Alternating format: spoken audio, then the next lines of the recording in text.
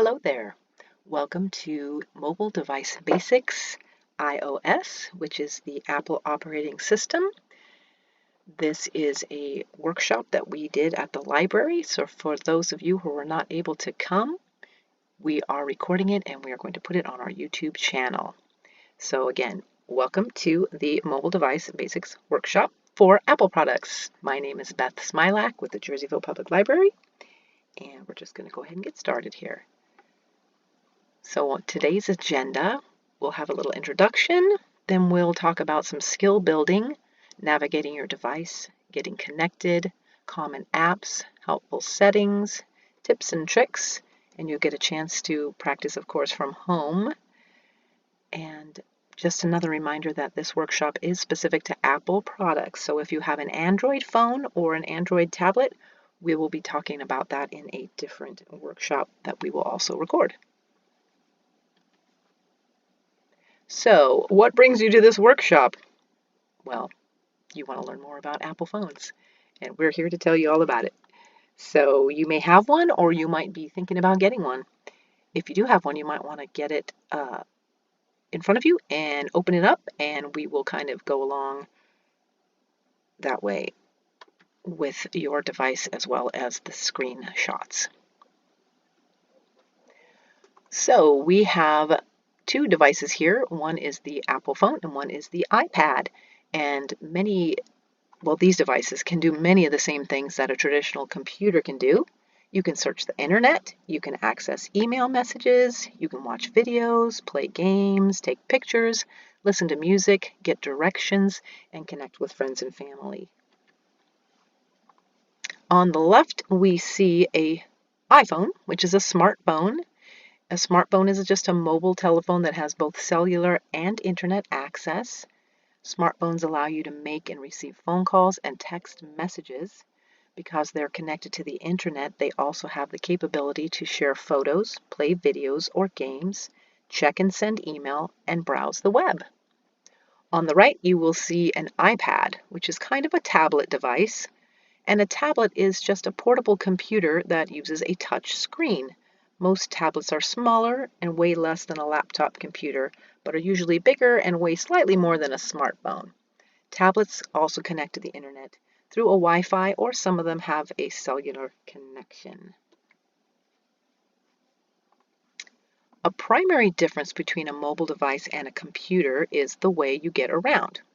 So rather than using a mouse or a keyboard, you're going to use your fingers to tap, type, scroll, and more. You can also use your voice to help navigate your device. So instead of clicking, you'll tap, which is that one picture on the left, and when you're wanting to look through different spots on the screen, you might swipe up or swipe down, or you might swipe right or left. Oh, let's get to the next one here. All right, so you can look on your own phones and see if your buttons are the same. Sometimes they're in a little different spot, depending on what version of an Apple phone you have. But typically, there's a power button on one side or the other. And then there's a volume control. Well, there's two volume controls, one up and one down. And then on Apple phones, which is kind of unique to Apple phones, I think, is a silent switch that you can kind of get your little fingernail in there and switch to off, and that will put your phone on silent. That's a good thing to know if you don't know about it, because sometimes you might wonder why your phone isn't ringing all of a sudden for no particular reason, and it could be that silent switch has gotten pushed to the silent position, so you might want to click it out of there so you can hear your phone ringing again. Now, all phones will have a charging port. Those are usually on the bottom, and that's how you charge your phone and or your tablet, and all devices will have some sort of charging port for the most part. Now, as we get started using the phone, the first thing you need to do is unlock the device. And the way you do that depends on the choices you made when you set up your phone. Some people had someone else set up their phone, so they're not sure how they did it, but they did it for them most likely. You may have set up Face ID or a passcode. Depending on the iPhone you have, There are also some other options to use a fingerprint to unlock the phone. So hopefully you remember your passcode. So on the home screen, you will have built-in apps that come with the phone that are there for your convenience. Some apps are in the main part of the screen, and some are across the bottom. So hopefully you recognize some of these apps: phone, messaging, camera, things like that. So iPhones mostly come, well, they all come with phone, messages, email, internet, camera, maps, clock, calendar, and more. The top of the screen, I'll use my mouse here to show you right up here. The top of the screen is going to be a status bar. You got your time up there, and then your battery, and then this will tell you whether you're on Wi-Fi or whether you're using data. We'll talk a little bit more about that later on in this presentation.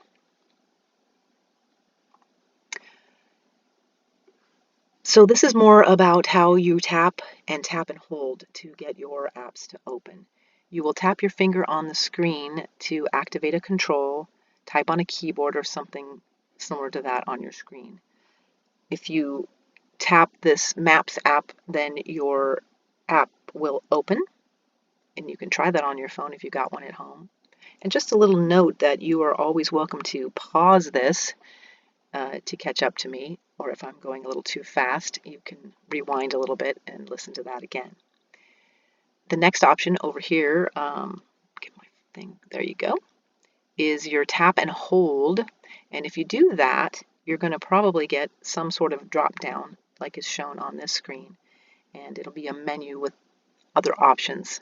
This is also where you would go to remove an app if you wanted to remove an app. And that is just completely taking it off your phone altogether. So we'll go to our next screen here. This is just showing you how to swipe back and forth.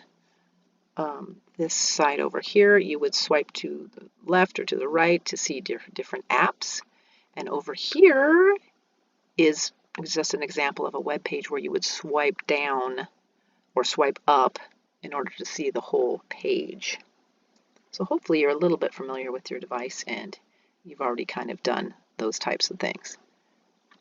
We're going to skip the activity, but here it is. If you want to see it, you can always pause it and you can try and answer these questions. Right, so common apps, and apps is short for application, and applications or apps are just programs that your phone has on it to do different things, productivity or just fun. There are just about apps for everything nowadays, almost unlimited number of apps. When you turn on your phone and unlock it, you should see a screen that looks something like this one.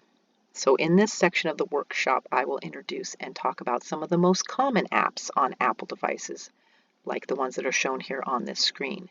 So again, you can follow along on your own device, or you can watch my screen to see what I'm talking about. So one of our most used app on our smartphone most likely will be the phone app. Now your tablet will not have a phone app on it, and other than that, it's going to look very, very, very similar and do the similar things that a phone does. So today, right now anyway, we're going to be talking about the phone. So you would go to the phone app, and let me get my other mouse here, is right there on the bottom on this screen. It looks like a little phone handle there. So you would click that. And did I go too fast? Let's see. When the app opens, you'll see a keypad. There are also some other options on the screen. You've got favorites down here, recents, contacts. There's our keypad, and there's kind of how you would go to get your voicemail. So there are two main ways to make a call. You can tap the contacts icon, which we showed you down there, which will select a name that's listed in your contacts, or you can type a number straight onto the keypad. So here's a number that we called up there, the 773 number. And after dialing that number, then you would push the green button, which is down here. And that's going to make your call go through. So now we're talking to this person, and that's what your screen is going to look at like. And there are a few options here. They're a little more advanced, but you can mute your call if you need to talk to someone else real quick, or you can put it on speaker. There's different things that you can do there. But we won't go into those because those are a little more advanced. So when you're ready to hang up your call, you're going to push that red button, and then that is going to hang up your call.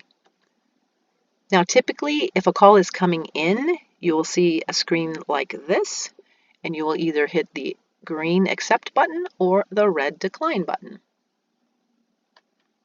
Pretty self-explanatory there. All right, so next we're going to be talking about messaging or text messages. So the Messages app is right here. It looks like a speech bubble. So that is your messaging app, or if you want to text. And when you click that button, you'll get a screen similar to this, which will show your current conversations. You can use the search box, which is up there under Messages, to type in either a contact's name, which should fill in with their information, or you could type in a phone number there. So there are different ways that you can start a conversation. Or you can read a message that you've already had on your screen there. So to create a new message, you will tap, let's see, go back here. There's a compose button here, right up here. It looks like a little piece of paper and a pencil. So you click that to start a new message. And then again here you can start typing in a contact and it'll fill it in like I mentioned before, or you can start with a new phone number. And bear with me because I'm working on two different computers for my notes and for the screen that you're seeing. So if I pause for a second, that's why. So then once you clicked the button there for the person that you wanted to call, then you're going to use this little keypad down here to type in your message. And when you're ready to send it, you're going to click this little green arrow up button that's going to send it off into the world to the person that you sent it to. Okay, so now we are, let's see, where do we jump into now? Hold on. Yes, email. Okay, so sorry about that. Here is your mail, your email. Let's see, right here. It looks like a little envelope there, and that's going to be where you're going to get to your emails.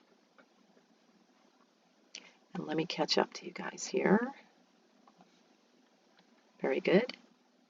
Now, the reason why they've got this screen up is because you need to set up your mail before you can receive or send emails, and hopefully someone set that up for you, but if they didn't, you would go to the settings screen and then down here to mail. So here's settings, and then there is your mail, and then when you click that, there's all kinds of mail addresses that will pop up, Yahoo, Gmail, etc., and then you'd be able to set those up and create different accounts for your mail. All right. Okay, so let me catch up to you on this screen. Okay, so now we're going to be talking about our browser. Let me go here.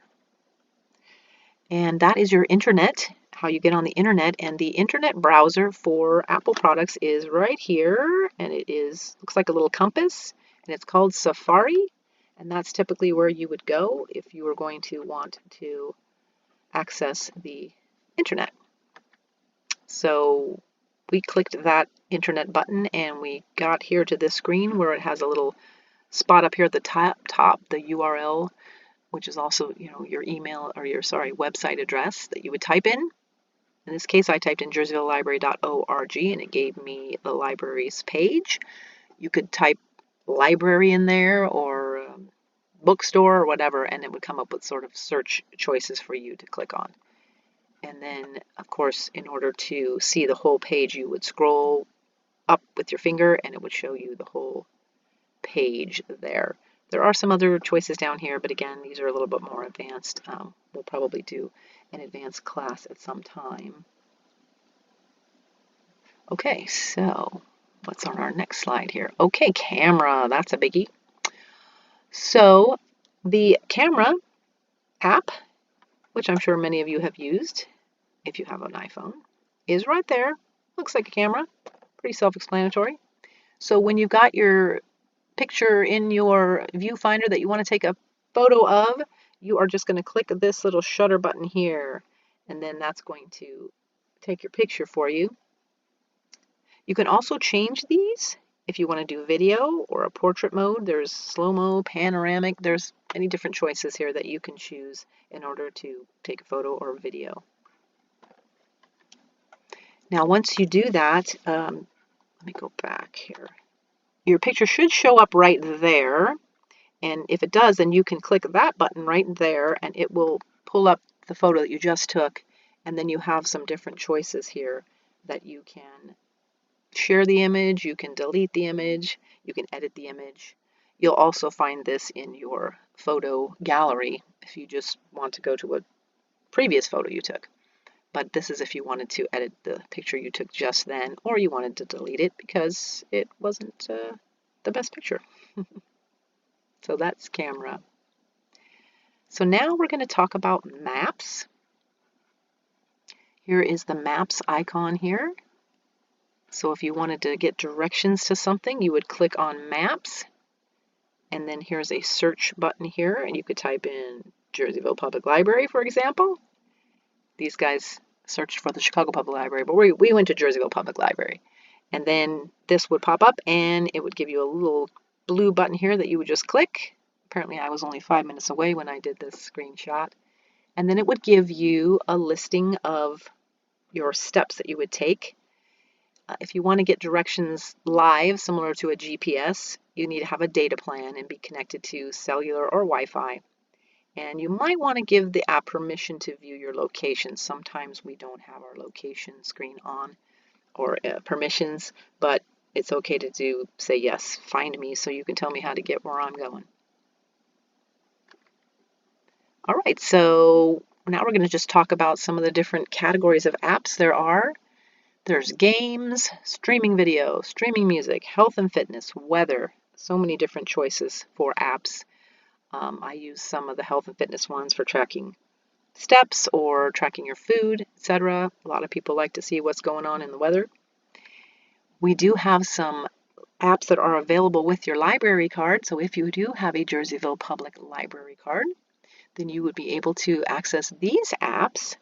As you can see, we have lots of different apps for ebooks and audiobooks and magazines and comics and movies and music, documentaries, reading, cloud library. We also have an app that is for your library card and your library account. If you wanted to get that app, you can check books to see if you want to put them on hold. You can renew them. It's kind of like just coming up here to the library and doing it on our computer, but it's on an app. So the way that you get to apps is the App Store. Let me catch up on my other slide here. And the App Store looks like this. It has they look like popsicle sticks to me, but that is the App Store, which is for Apple, as opposed to the Play Store, which is a Android, but you would go to the App Store here. And once you clicked on there, you would see a screen similar to this. And in this case, I'm getting ahead of myself. You would go to this little search button. Some of these are just top apps that you can scroll through if there's something you want, but you're really not sure what you want. But if you go to the search button, in this case, they search for dictionary. And then these apps showed up. You can always go to open it if you'd like to read the reviews and see if it's an app that you want to download. And when you are ready to download it, you will just click this Get button. If it says Get, then that means it is free. If it has a $sign and an amount behind it, then that's going to cost money.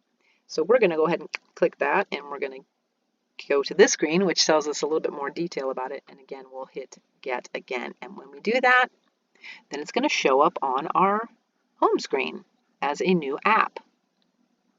And again, if you hold down on that, you will get some other different choices that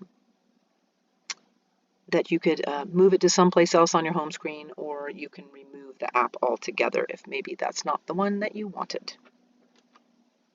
All right, so our activity 2, I'll just show you what it is. We won't do it together, but you could pause it and you can try and answer these questions.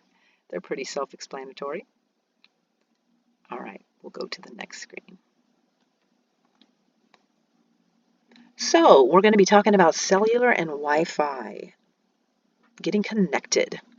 So if you are using cellular, you're going to need a cellular service plan, which most likely you purchased when you got your phone. It came with a data plan, and that's what this looks like. Those bars that you saw on your computer will be your, or I'm sorry, on your phone will be your signal strength. Or you can use Wi-Fi. All smartphones and tablets can connect to the internet using Wi-Fi, and that's what that symbol is going to look like on your phone or your device. And there are different ways to access these. This was a Wi-Fi of a hotspot we were using while we were out and about. But the way you're going to find your Wi-Fi is you're going to go to your settings. Let me go back here to show you. Right there. Right there is the settings icon that you're going to be looking for whenever I talk about going to settings. It'll be somewhere. It might not be on your front screen. It might be on one of your other screens. But you will click on the settings there. And hold on, let me just tell you real quick that most of the time when you're out and about, you are going to be using your data or your cellular. If you're in a business or a building or your house, you're probably going to be using your Wi-Fi, which is free and doesn't use up your data. So if you're at a public place such as the library, we have free Wi-Fi, and some of these other places have free Wi-Fi that you would be able to connect to. So when you're here, you're going to go here to this Wi-Fi. You're going to push that button, and then you're going to see a list of Wi-Fi networks that are available. And real quick, we're going to talk about some safety. I'm going to catch up with you. Hold on a minute here. Some things that you need to know as far as getting on safe networks. This one here, as you can see, it doesn't have a lock on it or anything, so it is going to be kind of a free access Wi-Fi that anybody can get on. These ones here have a lock, so you're going to need to know the password for those. This one, basically, it's unsecured. That's why it doesn't have a password. So we just clicked on that one, and once we clicked on that, then we can see that this button here now shows us that we are connected to Wi-Fi. It's still showing our data signal strength, which isn't very good, so that's a good reason to go on Wi-Fi. And just some quick tips about using Wi-Fi networks. Make sure that you trust a network before you connect to it. You know, if you're at McDonald's or something like that, you can probably trust them, but the one thing to remember is not to send private information over a public Wi-Fi network. So if you're at McDonald's or Starbucks, you're probably not going to want to open your bank account app and move money around or anything, just to be safe. If you send personal information, you want to make sure the website is secure and begins with HTTPS. That's a little bit more advanced, but if you're just on a computer or if you're on a phone and you're going to a website and you just want to make sure that it is secure, like say your bank account, it will have HTTPS before the www as opposed to just HTTP. The other thing to remember is if you are setting up a home network, like say you had GTI as our local or Sparklight was coming in to put Wi-Fi into your home, you would definitely want to set a password for that to stop people from getting on that who are unauthorized. Okay, so unlocking your phone. So you probably have a method of unlocking your phone when you first turn it on. You might have a PIN, you might have a passcode, you may have a Face ID, fingerprint. Some of the fancier new phones are even having iris scan, which is kind of interesting. Sounds like Mission Impossible. So these mobile devices do come with settings to help protect your device and your information. One of the most important things you can do is set a personal identification number or a passcode to access your device. So that's going to help protect your data that's stored on your device if it ever gets lost or stolen. But each time you turn on your device or wake up the screen, you'll see a prompt to unlock it.